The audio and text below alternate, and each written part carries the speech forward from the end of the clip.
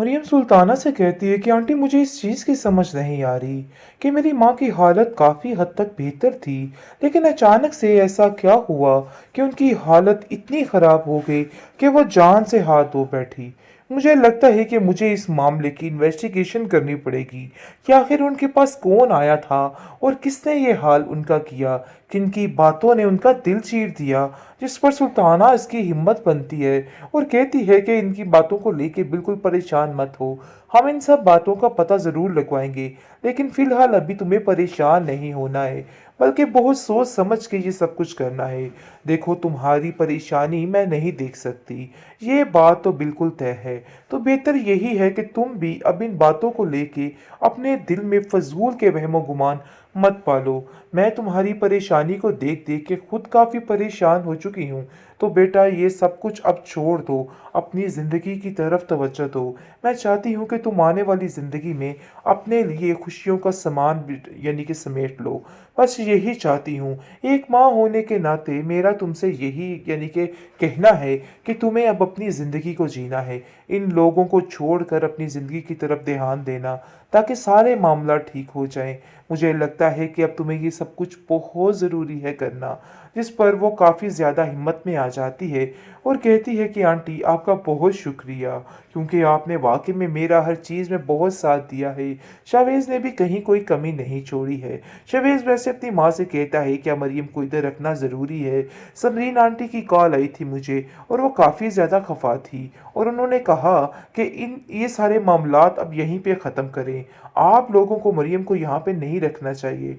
मरियम ये बातें सुन लेती है और काफ़ी परेशान हो जाती है और कहती है कि आप फिक्र मत कीजिए आंटी, मैं बहुत जल्द यहाँ से भी चली जाऊँगी, आपको परेशान होने की कोई ज़रूरत नहीं। जिस पर वो कहती है कि नहीं, मैं तुम्हें यहाँ से नहीं जाने दूँगी। तुम क्या समझती हो कि तुम्हारे बाबा साहब ने तुम्हें निकाल दिया, तुम्हें रखने वाला कोई नहीं, ऐसा नहीं होगा। शांत था, वो नहीं समझ पा रहा था कि वो क्या करे, लेकिन समरीन के दबाव की वजह से उसको ये सब कुछ करना पड़ा, क्योंकि ये मौका और मुनासिबत अनाबिया और उसकी माँ ने देखा और इसके बाप के दिमाग भर दिया बड़े बुरे तरीके से। लेकिन जी, आप देखेंगे कि बहुत परेशानी का बायस हो गया हर चीज़। शावेज के सामने अनाबिया चीखो पुकार करती है और कहती है कि आखिर कोई ऐसा कैसे कर सकता है, आप लोग मरियम को उस घर में नहीं रख सकते, ये मेरा फाइनल डिसीजन है। लेकिन जी, आप देखेंगे वो कहता है कि मेरी मामा की बात के आगे किसी की बात नहीं चल सकती। तो बेहतर यही है कि आप भी अपने दिमाग से ये सारी फजूल बातें निकाल दें, क्योंकि जो होना था सो हो गया है। तो बेहतर यही है कि अब जिस बात को जैसे जैसे चल रहा है ना, वो मसले वैसे ही रहने दिए। लेकिन अनाबिया साफ साफ कह देती है कि यहाँ पे सिर्फ और सिर्फ मेरी मर्जी चलेगी और किसी की भी नहीं, क्योंकि वो जानती है कि उसके पाँव पे कुल्हाड़ी गिर चुकी है और उसके हाथों से हर चीज़ खिसक चुकी है। लेकिन जी, वो अभी भी इस बात को मानने से इनकार कर रही है और मज़ीद ज़िंदगी तबाही की तरफ लेके जा रही है, क्योंकि वो जानती ही नहीं कि उसने क्या कर दिया और क्या नहीं किया है। आप देखेंगे कि समरीन कहती है कि मुझे तो लगता है कि ये सारे मामलात अब तुम्हारे हाथ में नहीं रहे, बल्कि कोई ना कोई ऐसा मशगला तैयार हो चुका है जिसकी वजह से टेंशनें मज़ीद बढ़ जाएंगी। लेकिन जी, हर दफ़ा की तरह इस दफ़ा भी इसने बड़ी ही ज़िंदगी सारी बेजार करके रख दी, मरियम की ज़िंदगी को तबाह बर्बाद करके रख दिया। लेकिन इसको ऐसा नहीं करना चाहिए था।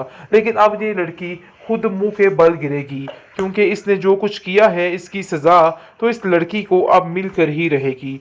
ये जानती नहीं थी कि इसके साथ क्या होने वाला है, लेकिन अनकरीब सब समझ जाएगी।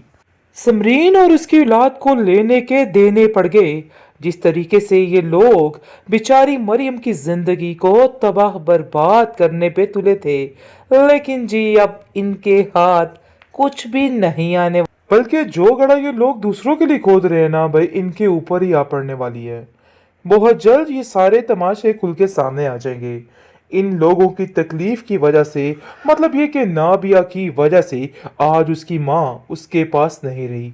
अच्छा कि भाई अच्छी खासी वो औरत हो चुकी थी, लेकिन न जाने क्या इसने उसका मुंह पकड़ के बोला कि उसने अंदर ही अंदर अपने आप को ख़त्म कर लिया। लेकिन जी, ये बात मरियम बर्दाश्त न कर सकी। मरियम कहती रह गई कि मुझे इस बात का पूरा यकीन है कि ये सब कुछ आप लोगों की वजह से हुआ है, क्योंकि मेरी माँ बिल्कुल ठीक हो चुकी थी, न जाने क्या आप लोगों ने किया। समरीन कहती है कि तुम अपना किया धरा हमारे ऊपर कैसे डाल सकती हो। मुझे तो इस बात की समझ नहीं आ रही है। जिस पर मरियम कहती है कि आपको खुदा कभी माफ नहीं करेगा।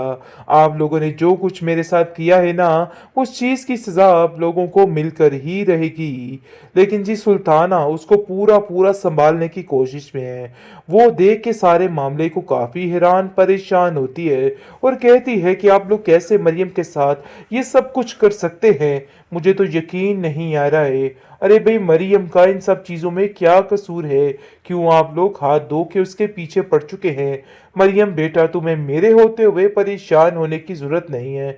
समरीन कहती है कि आप नहीं जानती हैं और वैसे भी आपको हमारे मामले में नहीं पड़ना चाहिए। जिस पर साफ साफ जवाब देती है सुल्ताना कि ये आप लोगों का मामला नहीं रहा, बल्कि अब हमारा मामला हो चुका है।